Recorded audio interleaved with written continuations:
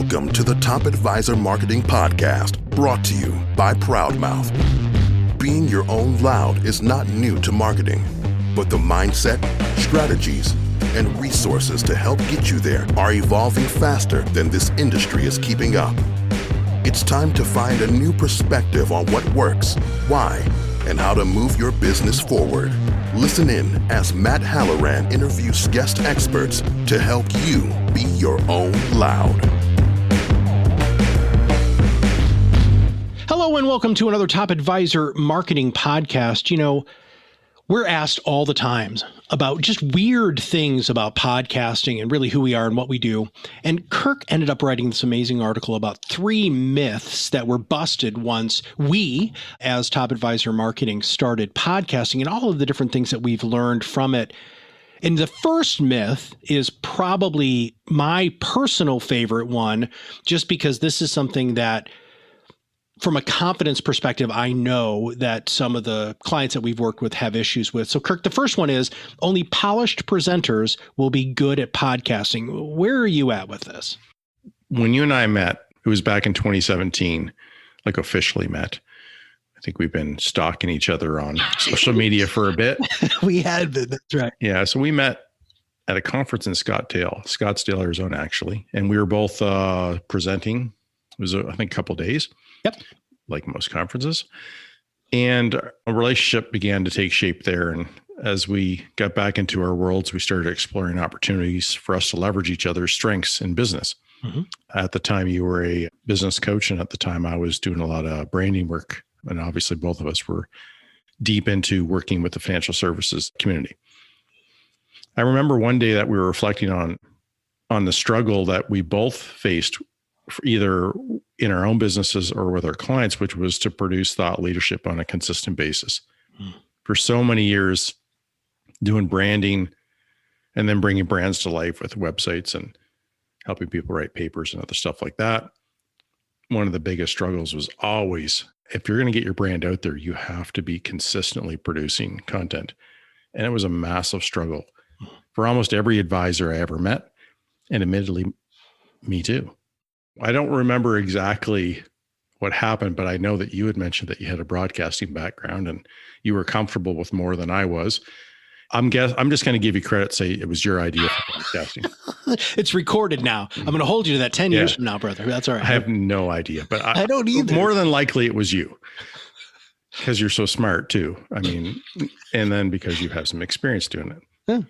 You said, let's do this. You were telling me you could help me be good at it. And I thought, man, I don't like being on stage. And I was like, this is going to be like being on stage. Mm-hmm. I was pretty uncomfortable, to be honest. When we started breaking it down, I started realizing that it's just a conversation, which is exactly how we approach every single one of these, which is why they're good and bad. That initial fear started to dissipate, which is that I had to be some kind of polished presenter. In fact, not the opposite is true, certainly, but actually people who are a little less polished typically do a little bit better on a podcast. Oh, man, brother. Yeah. Yes. And I've interviewed people without you, and I know you've interviewed people who are polished, and those people, you have to break them up. You have to break them down. It's like, okay, how do I get you out of that's right being on stage, right? That comes pretty naturally to most people. So in a way, you have an advantage. So that's probably not a myth you've ever considered, and it's not a myth, is that you have an advantage not being polished. So that really opens up podcasting to a huge audience.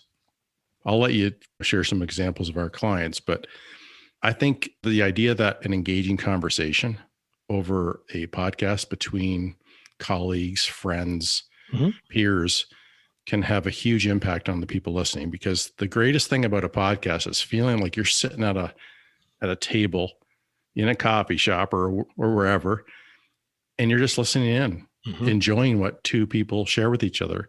If they go off and talk a little personal or make a joke or make light of something or have a little bit of fun, show a little bit of humility, some passion, some personality, those are the things that are very difficult to write, but they come much easier in a podcast. And as we've experienced ourselves, particularly me, getting better and better over time. We've seen the same thing happen with clients. And I know that our first podcaster has a huge milestone coming up. And I'll let you share that. Not coming up, it already happened. No, it did already happen. But there's a couple of things that I want to highlight there, just because I'm just sitting here and I know people can't see me, but I'm smiling from ear to ear because so much of what you said is so important for people to understand is there is a raw factor of podcasting that makes you actually more endearing to your audience because it is not so ridiculously polished. When I first started doing this, the first time I got behind a microphone, I was really young, horrible confidence issues. I loved being behind the microphone, Kirk, because it was anonymous. Nobody could see me, or it's just me in a room that was unreasonably warm, because back then it was like all of this really heavy duty equipment. Now it's like a freaking computer, right? But I remember being in there and it's like 90 degrees in the recording studio. I have headphones on. I had 2 turntables. Is how long ago it was. You had to learn how to back the record up so it didn't go zoop right into the music. And it was Madman Matt Halloran. And I was able to be whoever the hell I wanted to be behind the microphone. And I thought it was very freeing. And I think that's what's happened with the client that you're referring to, is he realizes that this is so freeing to him. When Larry first started, he was a recovering CPA. So that's where we have to start, which is so funny that he says this now. And in fact, he just did his latest podcast is about what he's learned podcasting, but he was really nervous and things were very heavily scripted. And then we got him out of doing the basically like the Q&A, what we refer to as the expertise component of our podcasting system, and moved him into him interviewing other people. And dude, I don't know if you remember this, but I was talking to the team about when he interviewed the guy from the baseball. He's like a huge baseball fan, right? So he interviewed somebody at like Yankee Stadium, or I don't remember what it was. And he was so nerdy and geeky about it that's what shook him out of his shell. And Larry now is hands down one of our best podcasters, not only from an expertise standpoint, but how he interviews people, how comfortable he is behind the microphone. But guys, it took a while. It really, really took a while before he settled in. And we do not expect you to be perfect out of the gate. Now, the funny thing is, what we did with Larry, almost 3 years ago now? Is that right? It's over. Larry's been podcasting for over 3 years. Yeah. We're so much better. I was talking to him. So Larry and I talk about once every couple of months, just because I love the guy. And, he's one of our best clients. And we were talking and he was like, Matt, this new podcast coaching program thing you have, wouldn't it have been great if you would have had that 3 years ago when I started? I was like, Larry, we would have accelerated your whole process so much faster if we would have had that done. And he's like, you guys are just consistently building things to make people get their influence accelerated so much more now. And it's something that I know Kirk and I are very, very proud of, that we're always trying to find ways to make what we do bigger, stronger, faster. I know you got mad at me this morning for adding some new stuff to our. I know it's that we're not, and we're not even charging people for it. Well, and not only are we not charging, but I'm the person who does the charging extra. I should probably know about these new things. And here's the thing, everybody, they're freaking awesome things, right? And they're totally going to do everything that we want to do, which is, again, help you rise above the noise, be your own loud. But just real quick, one more thing, and then we need to jump into some of these other myths, which is we just recorded episode 272, and I want to touch on it very quickly because these were the overcoming the 15 buts that stop you from taking your business to the next level. Part of it's podcasting, part of it's not. Please go back and listen to episode 272 because it was really good. It was really powerful. Kirk and I really dove into what those buts are. And really it's breaking through. Tony Robbins has people do, and another Chip Eichelberger does it too, breaking through boards. You write stuff on and then you punch through the board, and it's like breaking through these mental barriers. And I personally believe all you got to do is get the first one in the can, right? Get that one out of the way. And once you get that out of the way, you're going to realize that this is such an amazing medium for you. It's a conversation with people who are as passionate about what you do as you are. And all we want to do here is it's the rock star effect, right? You show up, we hand you the microphone, we talk to you about what you absolutely love, you put on a great show, and then we do everything after it's done. So the rock star idea, by the way, came from one of our clients. No, dude, from a guy who reached out to me on LinkedIn. No, he's just a friend of mine. We had a kind of initial meeting about a month ago. He helps people do move to the RIA from the wirehouses, right? And after I explained to him what we did, this was our first call. I explained to him what we did. He's like, dude, yeah, you're just like the road crew for a rock star. And I was like, dude, I'm totally using that. So I was just actually, he does video series, Kirk. So I was just on his video series this week. He's awesome. But didn't he do a social post? He did. Step up to the mic. That's right. Do your thing. Yeah. Leave the stage, drop the mic. Yep. And that's what we do. Yeah. And you go follow our social media team did a much better job of articulating that. I wasn't prepared to quote that. That's all right. But yeah, I do not have a photographic memory, but no. All right. So anyway. Do you want to add anything to myth number 1, dude? Did I miss anything? There's a lot of instances we're seeing where advisors can come out of their shell. It's not just worried about the myth. It's the idea that you look forward to it. Mm-hmm. I don't know how many experiences people ever have in marketing where they can look forward to having fun doing marketing. Mm-hmm. And the other thing is how good it makes you feel, like that, the concept of the rock star, like you're not overwhelmed. Content creation is very overwhelming for a lot of people, but you need it, right? Just like Seth Godin said in 2008, content marketing is the only marketing left. If you haven't figured that out, it's going to be a struggle moving forward with your marketing. You're going to spend a lot of money. You're going to get a lot of bad leads. Yeah.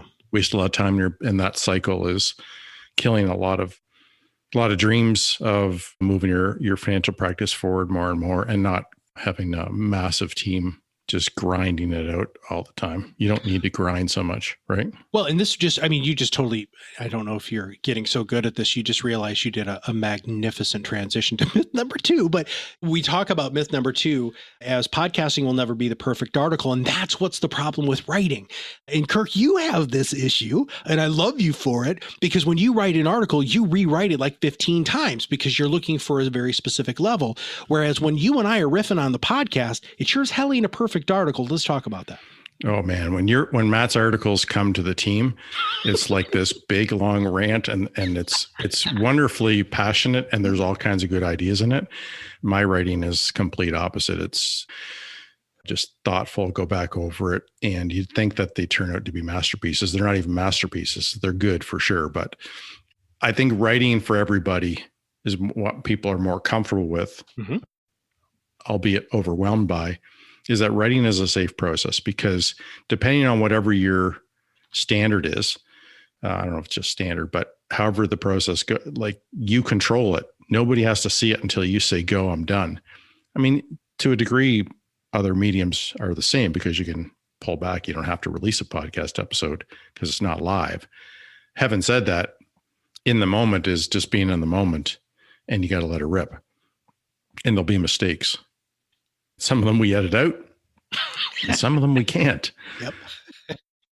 I think that podcasting, it feels a lot less safe. So ad-libbing as you're going feels less safe. Mm-hmm. Being personable feels less safe. Having a conversation feels less safe because you don't always know where it's going to go.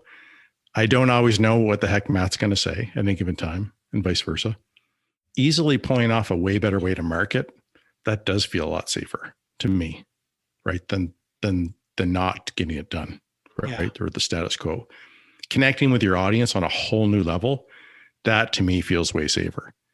Like if I'm in a business and I haven't figured out how to do the things that a podcast helps you do, that's a big deal.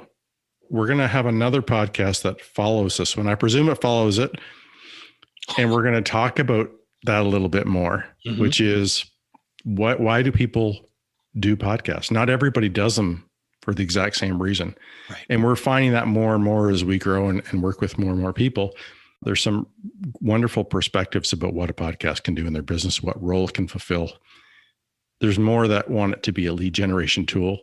There's so much more to a podcast, and that's so much more. As there is writing a blog. Podcasting, it'll never be the perfect article, but it can be a much better experience for you and your audience, something that you enjoy, don't feel overwhelmed with. It can be cut up in all kinds of pieces. There's so many wonderful things about it. So do not, if you're scared, find another perspective, work through it. And that's why we wanted to do this podcast is try to get people past these myths or fears, if you will. You and I both have done this a number of times. We'll be in the middle of a podcast and our brain is working faster than our mouth. And you and I will create a new word that doesn't exist in the English or any language. You can't do that in an article, right? I mean, it's not the spontaneity that you have with this medium is just, I'm really biased and you know that, man. I mean, this is, I'm so nerdy about waking up every morning and interviewing super smart people. It just makes me far and away too happy. I love that we do not strive towards perfection. In fact, in our onboarding process, when you become a client of ours, we talk about that at great length. I just want to go back to you saying that you sometimes in the moment you say some crazy things. And my all-time favorite crazy thing that you've said. Uh-oh. Do you remember what it is? No. Well, come on. I've repeated it more than anything. You said very early in our podcasting partnership, you said, don't just half-ass it, full asset. Full asset, yeah. And I don't mean full asset as an ASSET. I mean full asset as an ASS space IT. I'm telling you, man, that one still grabs me. It's beautiful. I couldn't believe you said it. I did That was early in our relationship, though, too. I don't even think that was Top Advisor. I think that was when we were experimenting with. We did 22 episodes with another brand, and we were like, "Oh man, we should have hired Top Advisor Marketing to help us get the name right," because we ended up changing the name and restarting, which wasn't the worst thing because those were rough. My best performances. Yeah, they were really rough.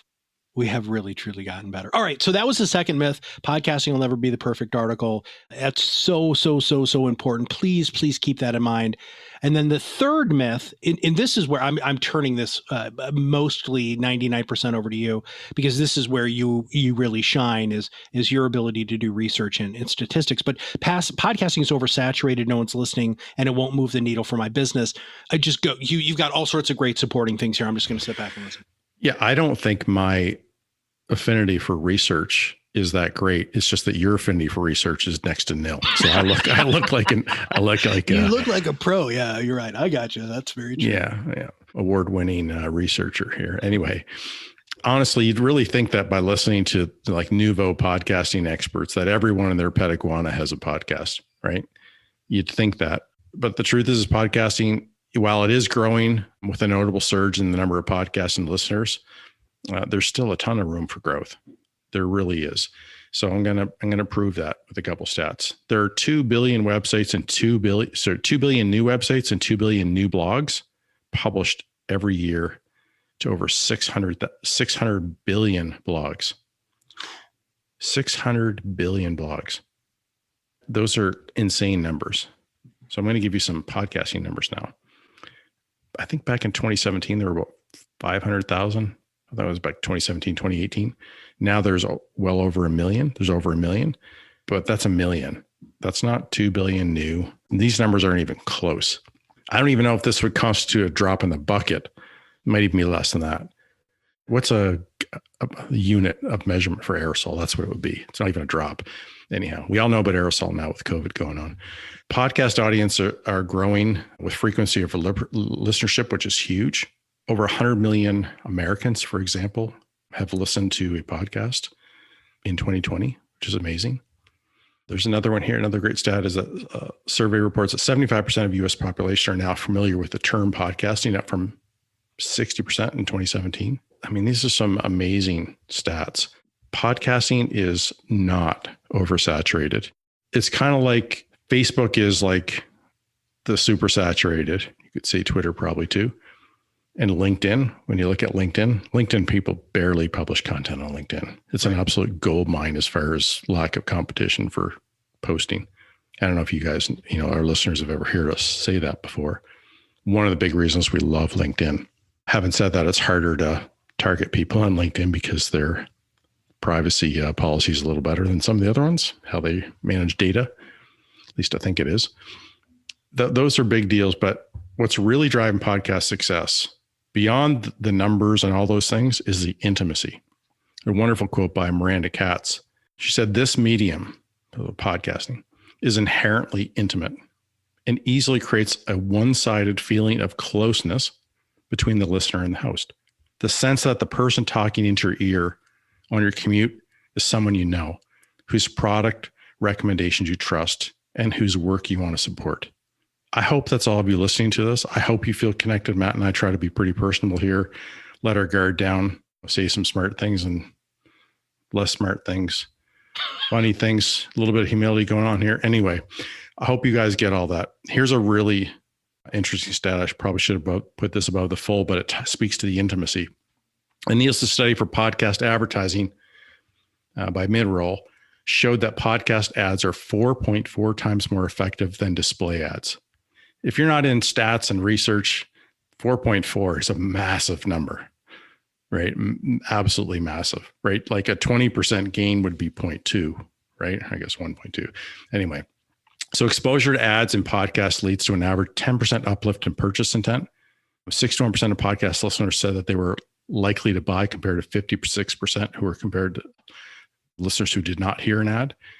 So there's boosts here from an advertising perspective based on the intimacy of a podcast that are huge. There's another wonderful stat about the cost per thousand, so the CPM for advertisers when you're buying AdWords and stuff like that on a podcast is way more expensive because of the intimacy and the 4.4 times more effective. So there's some really interesting things going on there. Do not for a second think that, hesitate to start a podcast if that's something that you want to do. If you don't already know, we'll have launched Influence Accelerator Academy. We have courses in there to teach you how to do all this stuff.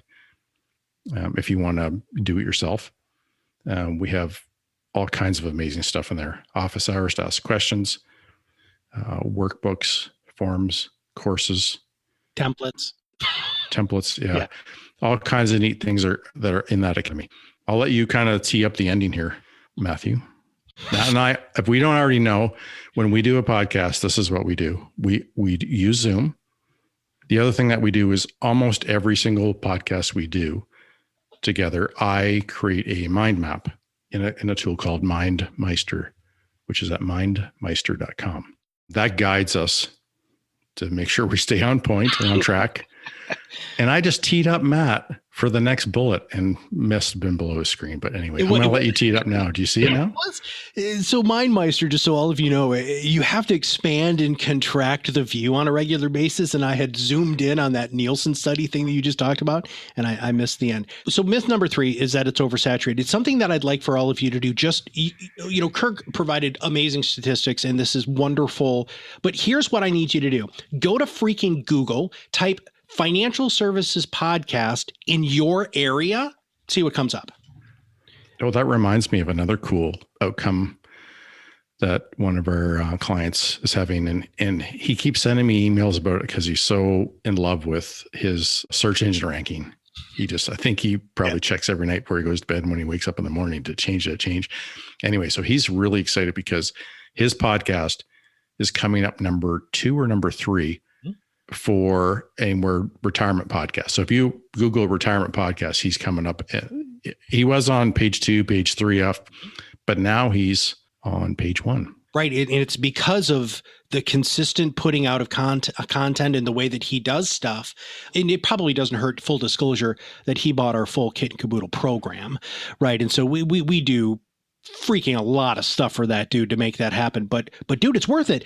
Jeremy emails me. I'm CC'd on a lot of those emails, right? And he's like, "Oh my God, look at it." He takes screenshots and he's super excited about it. Yeah, as well, awesome. He should be, because it's great notoriety. Okay. Yeah. So, well, he asks us, when a client calls you and says, "I love everything, I'll take the whole thing, but can you do some more for me?" Here's what else. Mm-hmm. For us, that's a wonderful place, because he's actually helping with his own ideas, show us things that we can share with other clients. Yeah. Right. I don't know what you call those clients, but magnificent is what I call those clients. That's what they're, I think that's the official. Giving. Yeah. I actually do refer to him. We have like 4 or 5 really energy giving clients that every time we talk to them, they're like, "Hey, what about this?" And we take it to our team and say, "That's the best feedback we can possibly get." Okay. So the final point. He's an innovator. We're going to write a book someday about all the wonderful things we're learning growing this company. But when you have a client who's an innovator, they can help you be innovative because you can learn from them. We're keeping an eye on that. We're actually used him as a test case for something else that we came up with, and he was bought in really quickly, right? Because of first adopters to early adopters. Early adopters, yeah. There's another word for them. Yeah. So 8 reasons podcasting can be a game changer for you. These 8 things are really powerful. So hopefully you're paying attention. Podcasting is not oversaturated. Therefore, there's a lot of opportunity. The opposite is there's a lot of opportunity to be heard. I was going to say seen. It's not really true because it's just audio. By the way, podcasting is audio only. We still get people asking about that. I don't get that. I don't understand. Anyway, number 2, but I'm happy we can sort it out for you. So no judging.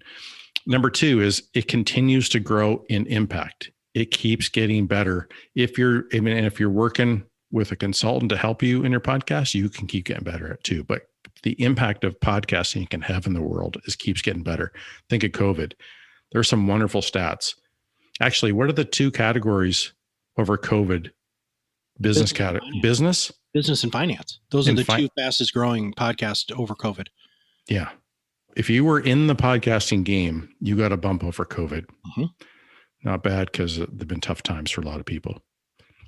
Number 3, it scales. This is a really important one, maybe the most important. Podcasting can be a game changer because it scales, turning skeptics into fans. This has been a huge point of conversation for Matt and I with potential clients and the idea that if you don't have a way to turn prospects into fans before you meet with them, you're deep into the sales cycle. You're selling all the time. Selling is, hey, we're used to it. Lots of people in this business, lots of people in business are used to selling. But if you don't have to, when people come to you and say, I already know what you do, love it, bought, sold. How do we get started? Can I do it? What's it going to look like? What do I need to, those are fans. It's a much different conversation, some different way to run your business. If you can scale that, gosh, why wouldn't you do that? Yeah. Right. Number 4, its intimacy is exactly what most experts in businesses lack with their audiences. Think about that. How many experts in the world are there who are perceived as being boring? People make fun of accountants all the time. I've met lots of accountants. They're really good people. Yeah, heck but yeah. They get made fun of as their profession. So do lawyers. Financial advisors, not as much, but still a little bit. It's more of a trust thing and a salesy kind of tag on you. But the truth is the intimacy of a podcast can push you through that world, push you through that obstacle or barrier. That is huge. I'm surprised more people aren't getting that when they talk to us, but now I've told you, or we've told you or shared that with you. Hopefully you do get it, but can be a huge impact, right? You get time with clients, but you're usually doing a review and you're usually doing your thing. How many chances do you get for them to hear who you are beyond selling and doing planning for them? One of the things that I add to that, Kirk, is when is the last time that you were willfully invited into your ideal client or prospect's home in their quiet time? Right? That's what podcasting is. Yes, I love it. Yeah, I know that's one of your phrases. I use that a lot. Yeah, it's good. It's fantastic. So number 5 is it's not difficult to be good at it. Wow. It's much more challenging to be good at writing. It takes a lot of years and a lot of coaching to be good at writing. And sometimes you never really get to where you want. Number 6 is it's affordable to implement. Podcasting, the equipment it takes to start, the setup, doing it, like it's affordable. Like if you think about running a good program, you could hire like half a marketing role or a little more than half a marketing, like junior marketing role to pay for like this whole kind of thing running. Like it's not a problem from a cost perspective. So a lot of people should be thinking about it. It should not be prohibitive financially. That's for sure. Number 7 is it fosters long-term results. Man, there are so many marketing tactics out there that do the opposite. Having one that does it the right way, you can still have short-term, mid-term results. But having something in place that when you get to 50 episodes or 100 episodes, the credibility, the scale, the attention, the audience building, this thing just keeps growing, man. And eventually this thing's a wonderful funnel of fans. And it doesn't mean they're all leads, but they're all the relationships and all kinds of good stuff happens, and it keeps increasing, right? It's at an increasing rate. And that's a big problem for a lot of businesses, is they really struggle to focus on things that are going to build their business in the long term. And if you can do something that works both sides of the ledger here, both sides of the tape, man, what a powerful concept, right? That is a huge game changer as far as marketing tactics. And number 8, podcasting is the future of marketing for at least the next couple of decades. Like if you're worried about this being oversaturated in a couple of years, ain't not going to happen. Nope. It's just think about how far behind it is compared to websites, blogs, things like that. So this was the 3 myths busted that we've really learned from not only us podcasting, Kirk and I podcasting, but all of the clients that we have and all of the other podcasts that we've done, the podcasts that we've been on. There are a lot of things that are just a very easy shift in your philosophy on how you want to market, making sure that you're focusing on the long term, make sure that you're focusing on that intimacy, right? And that to me is my favorite aspect of all of this is, first off, you don't have to spend thousands and thousands of dollars on equipment. You can really literally do it with your phone and your iPod, your earbuds, right? You can totally do that. But anyway, so this has been this podcast here. We've got all sorts of fun stuff just for everybody to if you haven't followed us on social, please do, because we're about to change experts, right? We're about to launch different things that are going to allow you as an expert to fundamentally change the way that you are selling and the way that you are going to do what Kirk said, which is to turn skeptics into fans. So please make sure that you're paying attention. Follow Kirk and I on LinkedIn. Kirk, is there any closing thoughts you have before we wrap this puppy up? You can also follow us on Twitter. We're getting a lot. We post there. So if that's your preference, we're there as well. Don't know if we'll be on Instagram anytime soon. We find our content fits those other places a little bit better than just having pictures. But anyway, we need you on board for this ride. We're going to start introducing more and more stuff. It's going to help more and more people. And if you have a chance to let other people know about our podcast or what we're doing, it's always greatly appreciated. The truth is the more people that you share us with allows us to provide even more value for you, to be honest. So anyway, if you can help us, we'll help you. And hopefully we've already helped you first, or you know what I mean? And with that, if you do have any podcast guest ideas or topics, please just email me, Matt@TopAdvisorM. I love it. That's where we've gotten some really fun relationships and some of the new ideas that Kirk and I are coming up with, because we are true innovators and we want to do whatever we can to bring you the best information that we possibly can. So anyway, if you have not subscribed, subscribe. If you wouldn't mind, give us a quick rating on iTunes or any of the players. That'd be fantastic. We'd always appreciate it. If you have any feedback, just go ahead and contact either of us directly. But for everybody at Top Advisor Marketing, this is Matt Halloran, and we'll see you on the other side of the mic very soon. Thanks for listening to the Top Advisor Marketing Podcast, brought to you by ProudMouth. If you want to learn more about how to be your own loud podcast, visit our website, read our blog posts, attend educational webinars, and sign up for Influence Accelerator Academy.